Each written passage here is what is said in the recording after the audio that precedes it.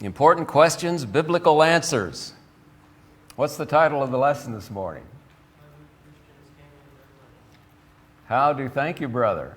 How do Christians handle their money? Whoa. I'll tell you, I confess, in putting this lesson together, we would need a full quarter, if not more, to address this lesson. There's just so much in here to that question. There's so much to that question. And the problem is, how do you condense this down into 40 minutes? So we'll do our best this morning, God helping us. We have a lot of ground to cover. I trust it'll be beneficial. We want to examine some of the principles of money while the lesson objective focuses on the evils and perils of gambling. And I trust we all agree this morning that gambling is a terrible vice and a terrible evil. It's so destructive. It destroys lives. It destroys homes. It takes a hold of a person to where they just can hardly break loose unless God sets them free. The lesson objective focuses on the evils and perils of gambling. The lesson writer in its objective says, beware of the world's perspective of get rich quick. Isn't that alluring? If only there was a way to get rich quick. It's the sure road to destruction. Do you agree with that? The get rich quick thing? It's the sure road to destruction. I think in my short lifetime, I've watched this unfold, and I've watched people's lives be destroyed or the loss of their finances because of the get-rich-quick allurement that's out there by the world. The objective goes on to state, it's a sure road to destruction, and it's forbidden by God.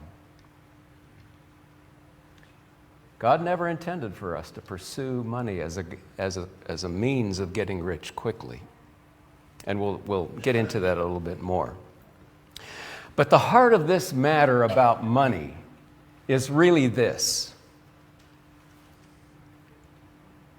Who will be our God? Who will be our God? Who will we really trust?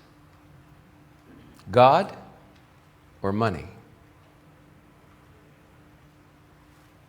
Jesus said no servant can serve two masters. He understood the allurement of money. He knew what he was talking about. No servant can serve two masters, for either he will hate the one or love the other, or else he will hold to the one and despise the other. You cannot serve God and mammon or money. One or the other will be our God. Does that make money bad? No. Does that make money evil? Does that make riches evil? No. Not at all, no. The love of money. The love of money is the root of all evil. So the real question in today's lesson is this. Who or what will be your God? Who will you trust? God himself or money? It's one or the other. As a foundation to the lesson this morning, I'd like to take a look at a few principles that work into this. John Wesley gave some common sense guidance about handling money in one of his sermons. Here's what he said, and this is abridged, but this is what he said in that sermon about the proper use of money. The right use of money is of utmost importance to the Christian, yet it is a subject given too little attention. Indeed, money should be regarded as a gift of God for the benefits that it brings in ordering the affairs of civilization and the opportunities it offers for doing good. Doesn't money give us the opportunity to do good? Certainly it does. In the hands of God's children, money is food for the hungry, clothing for the naked, and a shelter for the stranger. With money, we can care for the widow and the fatherless, defend the oppressed, meet the need of those who are sick or in pain. It is therefore most urgent that God's people know how to make use of their money for His glory. All the necessary instructions can be condensed into 3 principles. Do you remember what John Wesley's 3 principles were? What was it? Good. Very good. Good. Now, he gave it as get all you can, but I like make all you can better. That makes more, because really that's what he was saying. That might have been the old way of saying make. Get all you can or make all you can, save all you can, and what was the third one? Give. Give all you can. Give all you can. I believe these 3 together, engaged in balance. Not just 1 or 2 of them, but all of them, all 3 together. It's like a 3-legged stool. All 3 of these, engaged in balance, enable the Christian to prudently handle their money with confidence. Make all you can, save all you can, and give all you can. Let's talk about that a little bit. Each one of these. First of all, let's talk about make all you can, gain all you can. How do we do that? Work by the sweat of your brow. Get rich quick? What about get rich quick?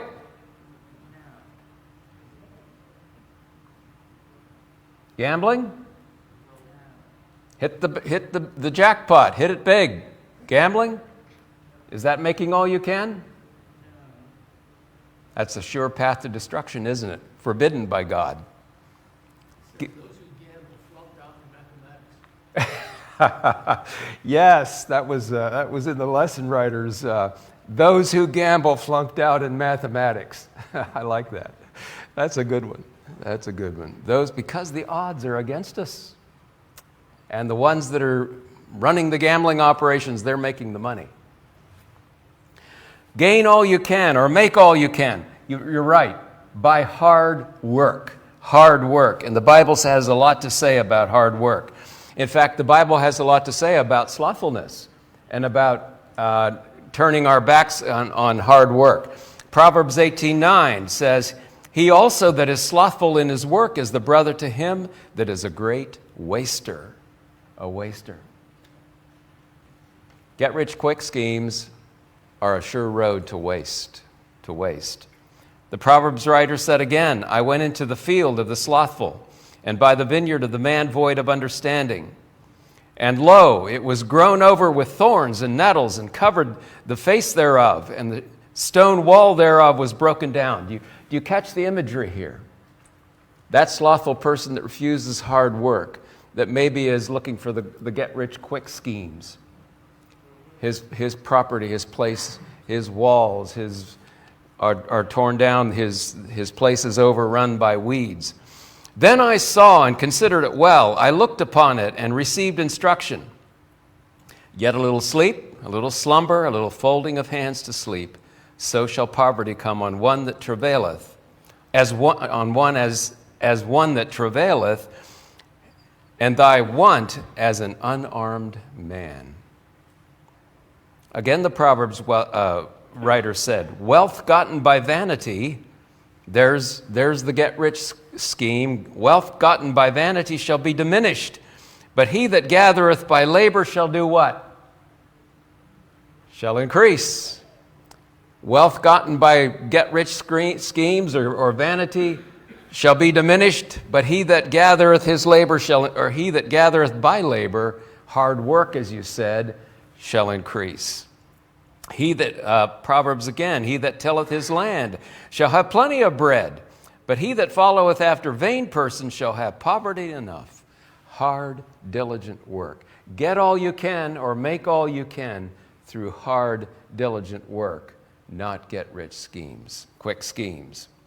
The second point John Wesley pointed out was save all you can. Save all you can. How do you do that? By pursuing gambling? The get-rich schemes? How do you do that? What's that, brother? Put it in a milk can and bury it. You need a little bit of mathematics for this, you know it? There are three principles I'd like to point out this morning. Again, we're talking about the practical aspect of how do Christians manage their money. As a steward of God's resources, number one, we live below our means. We live below our means. Does today's society embrace that? Does the church world today embrace that? Sadly, they don't. Living below their means. Paul said in Timothy, and having food and raiment, let us therewith be what? Content. Let's be content with the basics of life and live below our means. A second principle in this getting all you can is, saving all you can, is prepare for tomorrow's needs. Prepare for tomorrow's needs. We need to be ready for things that are unforeseen, that come our way financially. Proverbs writer said, go to the ant, thou sluggard. Consider her ways and be wise, which having no guide, overseer, or ruler, provideth her meat in the summer, and gathereth her food in the harvest. How long wilt thou sleep, O sluggard? Wilt thou arise out of thy sleep? Yet a little sleep, a little slumber, a little folding of the hands to sleep. So shall thy poverty come as one that travaileth, and thy want as an armed man. Prepare, think ahead, be prudent. Prepare for tomorrow. We need to lay aside for tomorrow to be ready for the expenses that come our way. There's a third principle.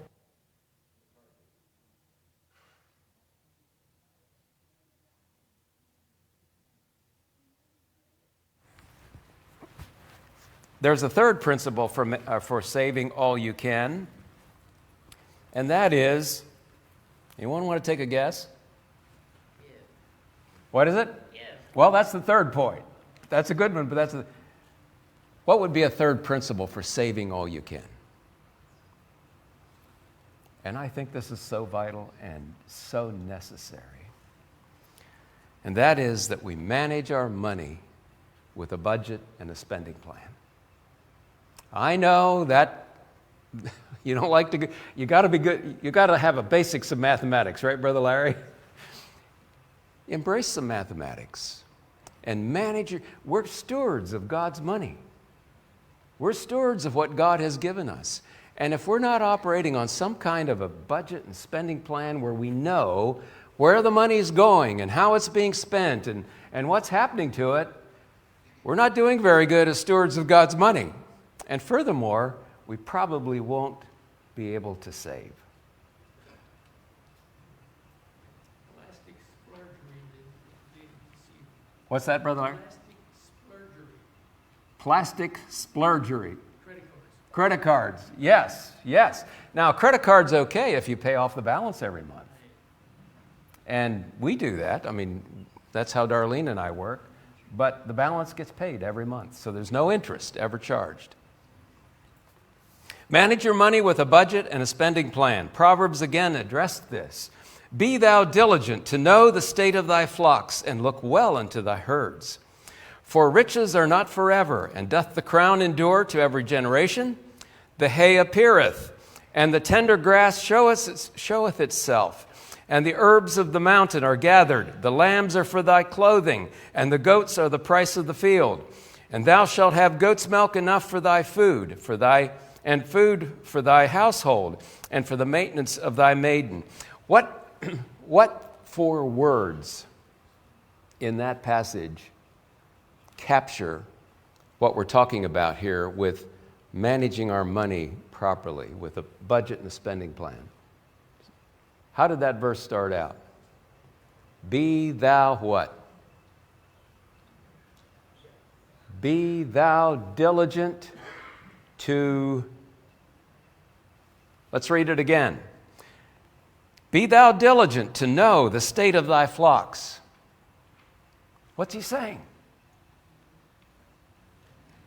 Be diligent to know the state of your finances. As Christians this morning, We are responsible as stewards of God's money, the money that God gives us. We're responsible to manage it. We're to be diligent to know the state of our flocks. And the only way that I can truly know the state of my flocks, my finances, your finances, is through some kind of a spending plan or a budget. I know you think you have it all in your head. It doesn't work that way. I have yet to meet somebody that thinks they have it all in their head that is truly effective in managing their money. I've watched it personally with people. And until they get it down on paper with a spending plan and a budget, it really goes nowhere. God wants us to be responsible stewards of His money in how we spend. Darlene and I have lived on a spending plan and budget pretty much all of our married life. And it's the only way to be proper stewards of God's money. It enables us to make all we can. It enables us to save all we can. But more importantly, what does it enable us to do? It enables us to give all we can. And unless we have a means of managing our money as stewards of God's money, we fall short in being able to give all we can. The third point is give all you can. How do we do that? How do we give all we can? Does that mean we give it all away? Just sell everything and give it all away? No. It emphasizes a generous spirit, doesn't it? A generous spirit, generosity. Very good. There are actually three principal points of giving all you can that we want to just briefly talk about this morning. The first one, Brother Larry, is tithe. Is the tithe. Isn't that the principal point of giving? Isn't that where we start first? And tithe comes where? It comes right off the top, doesn't it? What comes in, it comes right off the top. It's a tithe to the kingdom of God, to the church. We're to bring our tithes and offerings into the church of God. We won't take time this morning to discuss, do we tithe on the gross or the net of our income? But my question to you in answering that would be, how much do you want God to bless you? Think about that. How much do you want God to bless you? Malachi spoke about our tithing. Bring ye all the tithes into the storehouse, that there may be meat in my house, that is the church, and prove me now herewith, saith the Lord of hosts, if I will not open the windows of heaven and pour you out a blessing, that your soul shall not be room enough to receive it. How much do you want God to bless you? Prove me, God says. Give me the tithe, the 10%, and see if I don't bless you. If I don't. Tithe is the first one. Secondly is offerings. What are offerings? Over and above the tithe. That's right. Offerings are giving beyond the tithe for the needs of God's kingdom. Proverbs speaks about this. Honor the Lord with thy substance and with the first fruits of thine increase. So shall thy barns be filled with plenty, and thy presses shall burst out with new wine. Honor the Lord with your goods, with your substance, with the first fruits of your increase. Again, the Proverbs writer says, there is that scattereth, and yet increaseth. Now, isn't that kind of a contradiction?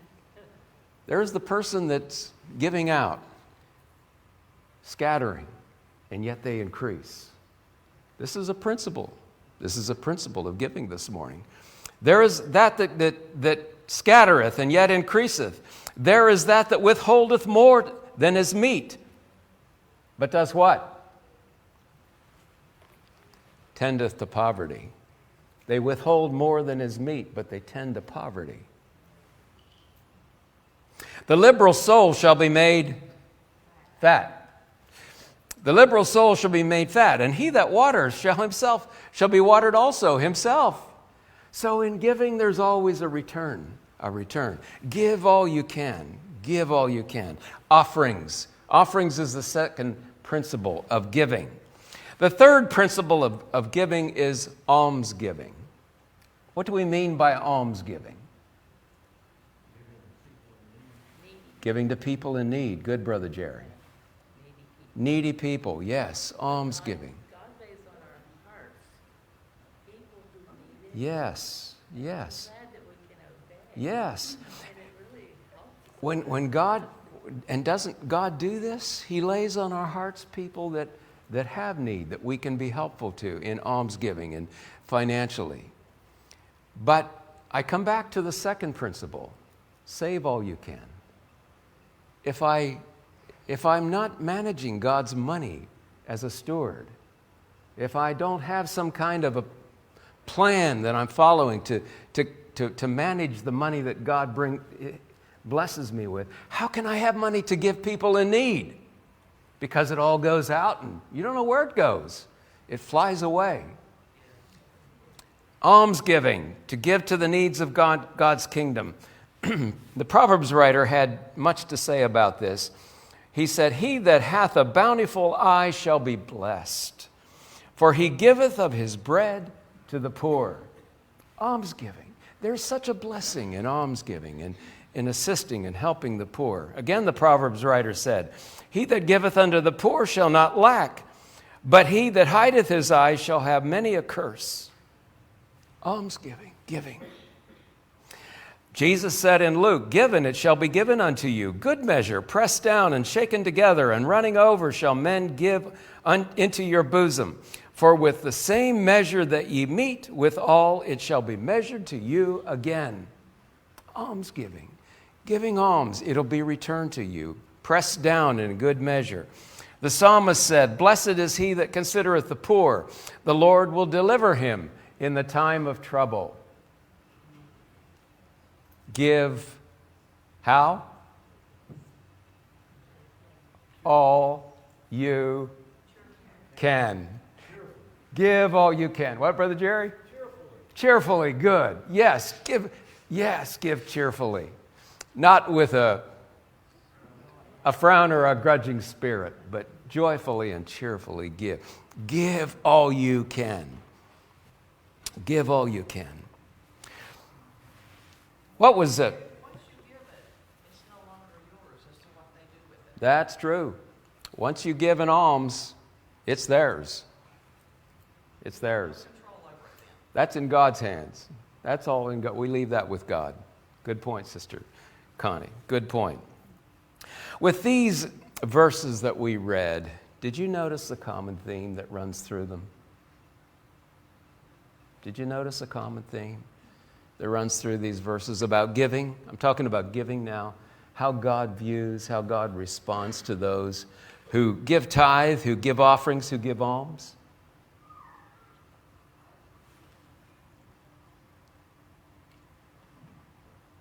Let me read a couple again. "Blessed is he that considereth the poor. The Lord will deliver him in the time of trouble. He that giveth unto the poor shall not lack. He that hath a bountiful eye shall be blessed. The liberal soul shall be made fat, and he that waters shall be watered also himself." What's the theme that runs through these scriptures? Can't outgive God. What is it? You can't outgive God. Good. I heard another one over here. The blessing of God. Yes, the blessing of God rests upon the generous heart, the generous spirit. God's blessings and provisions always follow and crown the life of a generous person. Does that mean that you'll never run into hard times? No. But I will tell you this, God will bring you through. He will bring you through. He will provide. Yes, God will provide. These three, and this is important this morning, these three that John Wesley laid out, make all you can or get all you can, save all you can, give all you can, must be engaged in our lives in balance. We can't just pick and choose one or two of these and live by them, because that leads to problems with money. If we live with just get all you can, make all you can, where do we end up? Selfish, ruin health. What is it? They all talk money, that's all they hear. That's right. That's right. And invariably it can lead and make us vulnerable to gambling, to the gambling allurement, to the gambling impulse.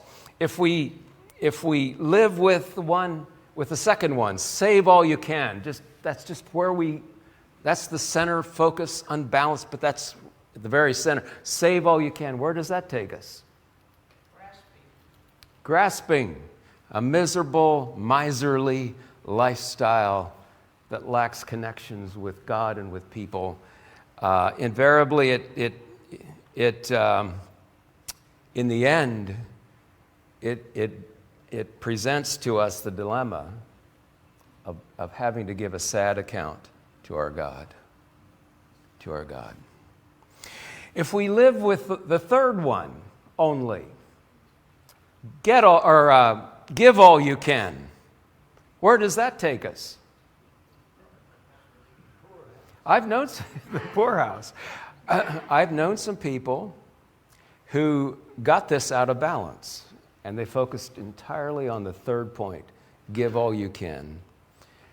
And they needed to be reined in a little bit. Now, I'm not talking about anybody here. Don't get me wrong. I'm not talking about anybody here. But there is a balance here in all of this.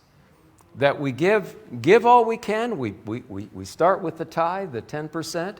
Then we go on to the offerings where we can give offerings. And then we go on to almsgiving where God lays on our hearts and we're able to give money to those that God brings to us that are in need. But all three of these must be balanced. Make all you can. What's the second one? Save all you can. And the third one? Give all you can. And in balance, it creates a beautiful picture of how Christians manage their money. How Christians manage their money. Yes? It's very good. That's so good, Sister Duttry. Yes, so good. Sister Duttry points out that these principles need to be instilled from a young age, don't they? And sadly, in many families, maybe in most families, it's neglected. Sometimes because the parents themselves don't know any better. And so it's just from generation to generation struggling along. The first thing you shared here, make all you can also be out of balance. Make all you can. Oh, yes. Oh, Two or three jobs. oh yes. To make more, Yes. it's out of balance. Make all you can. If that's the focus, that's out of balance. And 2 or 3 jobs or consumed with making ends meet. And what do we sacrifice when we find ourselves there? What are we sacrificing? The family. And what else? Health is another one. What's another one? Our spiritual walk. Many times, a person that becomes consumed by make all you can finds that they're not able to attend church. They're missing out on the coming together of God's people, whether it be during the week or on Sundays. It just becomes a consuming, overwhelming pursuit. And so, again, the three must be balanced. Make all you can, save all you can, and give all you can. Good point, Brother Larry. Well, let's hit the lesson this morning on this matter of gambling. This matter of gambling. It's become almost acceptable and as easy to gamble today as drinking water. Think about it. Think about it. You can play the lottery at almost any convenience store you walk into. In fact, sometimes I grind my teeth because I'm in a hurry and I stop at a convenience store to grab something quick and run. And there's somebody in front of me and they're buying the lottery tickets. And it goes on and on and on until they finally get what they want. You can gamble at just about any convenience store, and the machines are there. You can participate there. In fact, it's in the grocery stores now. In the grocery stores. You can engage in gambling with ease on a cell phone or a home computer. It's all out there. And it's available to anybody who wants it. You can find gambling casinos within miles of where you live in most states. Gambling has become as acceptable and as easy as drinking a glass of water, sadly. What is gambling? When we talk about gambling, what are we talking about? All games of chance. Games of chance? Yes. Chances are slimmer than you could possibly imagine. Ze- 1 in 175 million. 1 in 175 million chances of winning. It sure isn't stacked in your favor, is it? In my favor? No.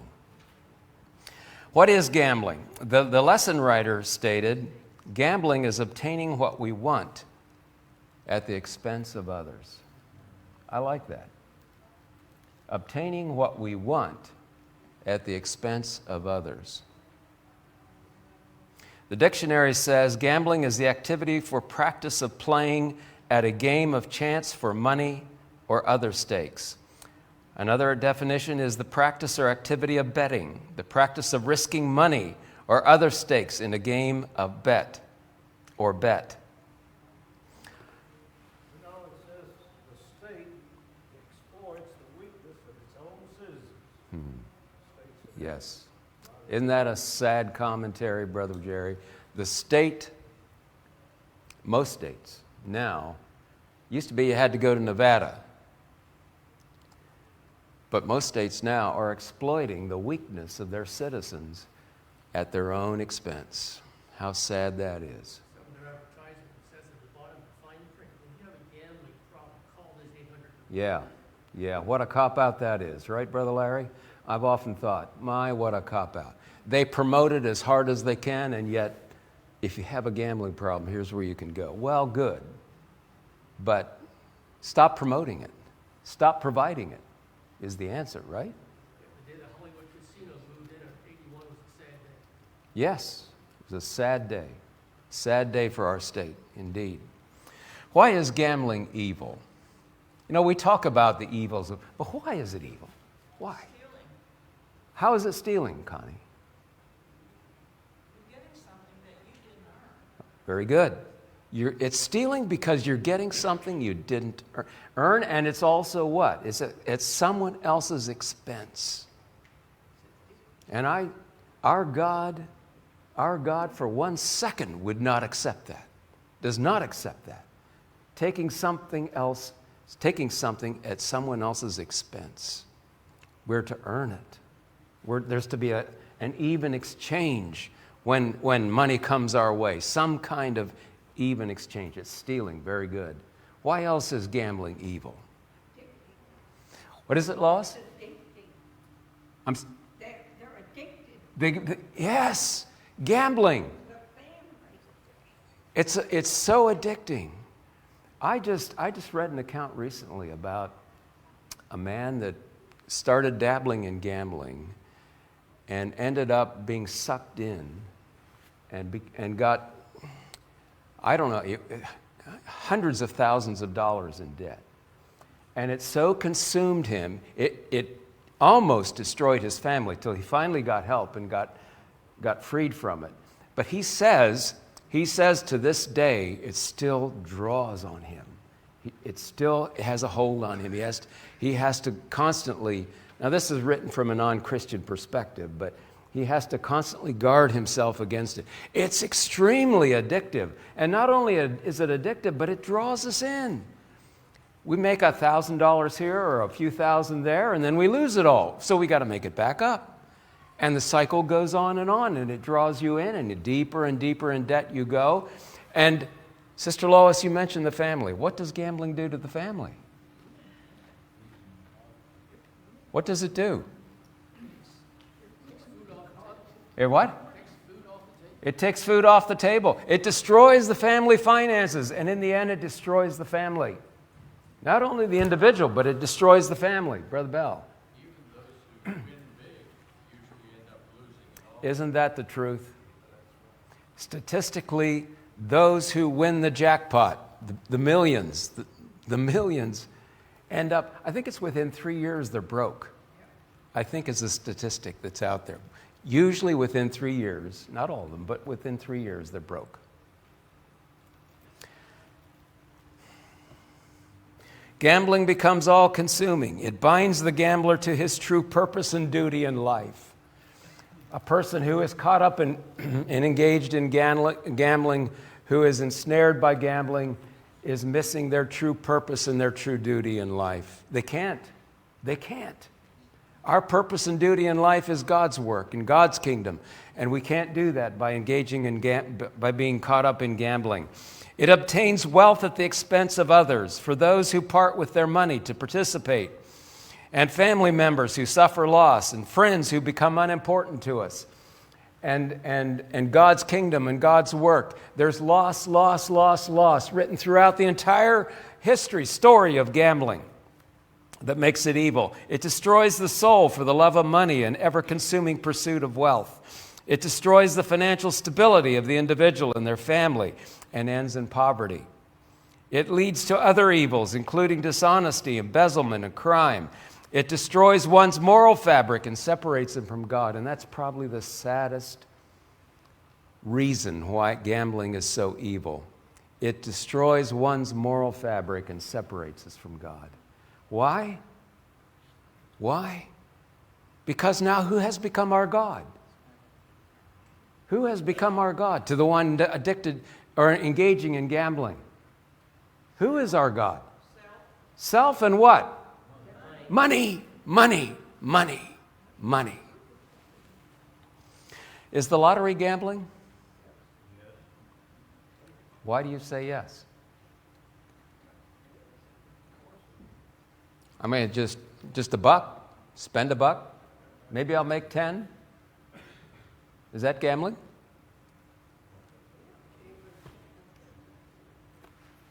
Sister Carlene, did you say something?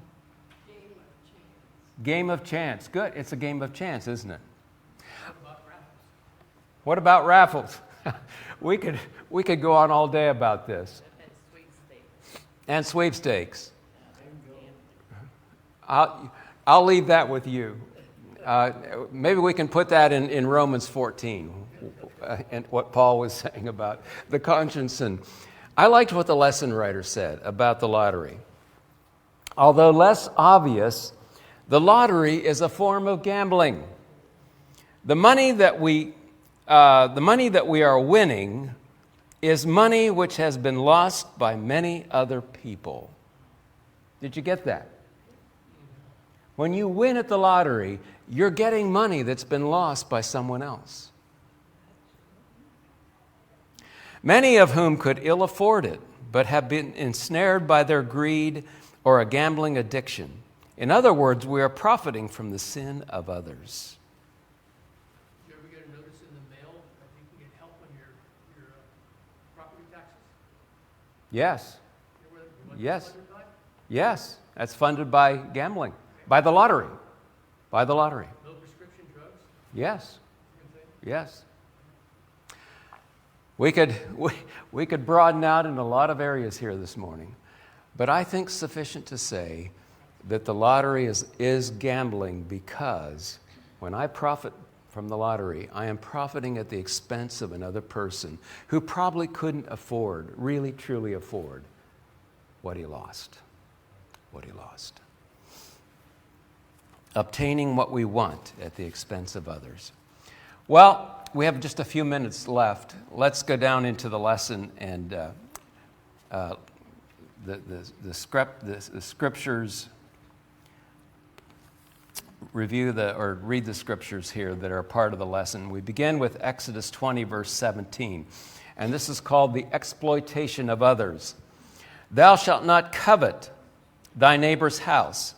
Thou shalt not covet thy neighbor's wife, nor his manservant, nor his maidservant, nor his ox, nor his ass, nor anything that is thy neighbor's. In this wrong sense, what does covet mean? What's he speaking about? Strong desire to have something that doesn't belong to you. That's right. A strong desire to have something that doesn't belong to you. In this case, your neighbor's wife, your neighbor's ox, cattle, whatever, his goods. But also a strong desire to have something that belongs to somebody else. Something that belongs to someone else. It's theirs and belongs to them. Who in the Old Testament? There are two good examples in the Old Testament of what happens when a person falls prey to coveting. One was a king. You remember who that was? King Ahab. And what happened to King Ahab? He saw a vineyard, Naboth's vineyard, and he wanted Naboth's vineyard. And Naboth said, no, that belongs in my family. And Ahab became so covetous that he became sick and laid on his bed. Until finally what did it lead to? It led to Naboth's murder, his death. His life was taken. There was another instance in the Old Testament of somebody who coveted wrongfully. Who was that? Well, David's a good example. Yes, David is an excellent example. Yes, and look what happened to David. It destroyed his family. There's another one with Joshua and Jericho. Does that ring a bell? Do you remember Achan? Who said Achan? Darlene said Achan. Achan. What did Achan do? They went out to battle, and God had said, you're not to take anything of the spoil. And what did Achan do? He saw the garment, he saw a wedge of gold and the shekels of silver, and he thought, I'll take them and I'll hide them. It cost him the life of his family. Coveting. Is gambling a form of coveting? Yes, it is. It's wanting that, desiring that does not belong to us. We're to gain our wealth, our income by hard work. The second point is unwise risk-taking, found in Proverbs 28. A faithful man shall abound with blessings, but he that maketh haste to be rich shall not be innocent. To have respect of persons is not good, for a piece of bread that man will transgress. He that hasteneth to be rich hath an evil eye, and considereth not that poverty shall come upon him. What's the common theme through these verses? He that hasteth to make rich shall what? The person that pursues the get-rich-quick schemes, what will happen to them? They end up in poverty.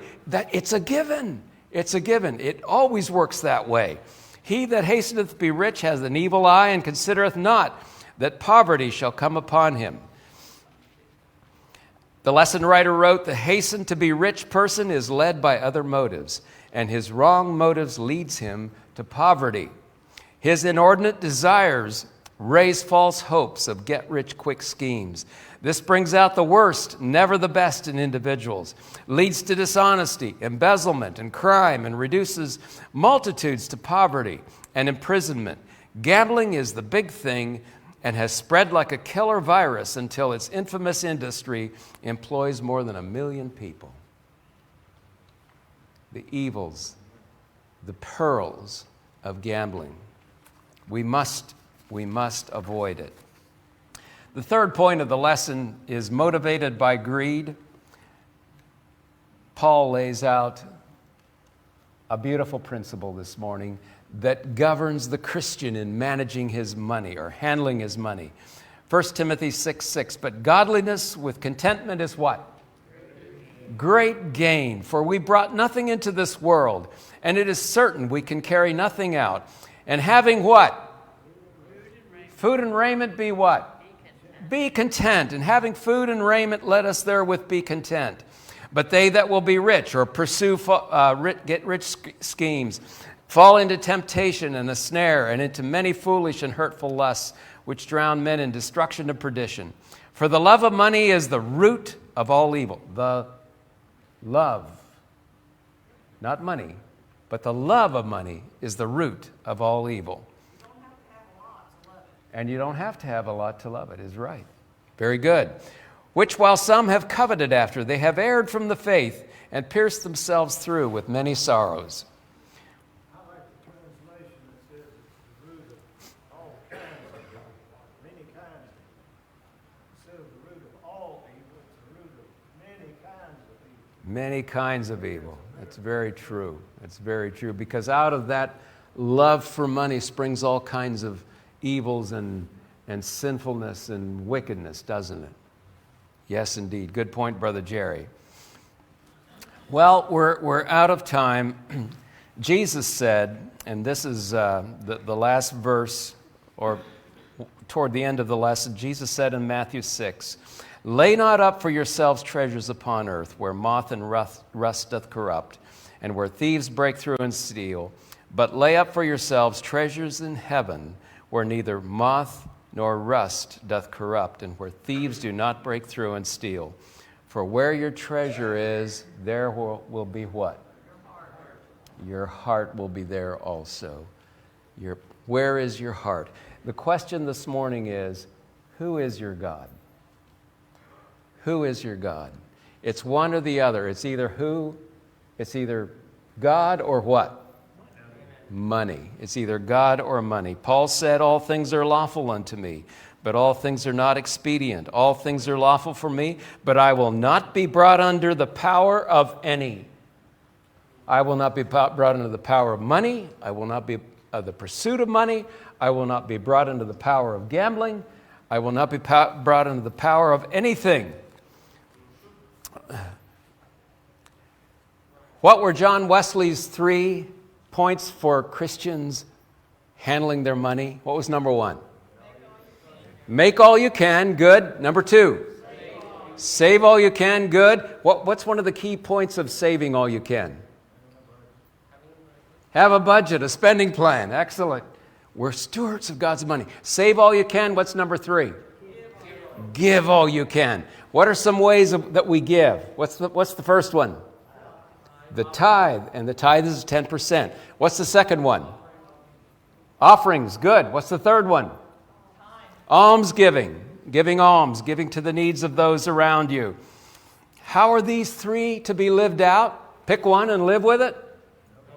How do we live these 3 out? They've got to be in balance. Good. They've got to all 3 be in balance with all 3 of each other. Wesley concluded, "These then are the simple rules for the Christian use of money. Gain all you can without bringing harm to yourself or neighbor. Save all you can by avoiding waste and unnecessary luxuries. Finally, give all you can. Do not limit yourself to a proportion. Do not give God a tenth or even half what he already owes, but give all that is his by using your wealth to preserve yourself and family, the church of God, and the rest of humanity. In this way, you will be able to give a good account of your stewardship when the Lord comes with all of his saints." In concluding, I like Jesus' admonition and command to all of us as Christians and how we're to balance these things out. Matthew 6:33, "But seek ye first" what?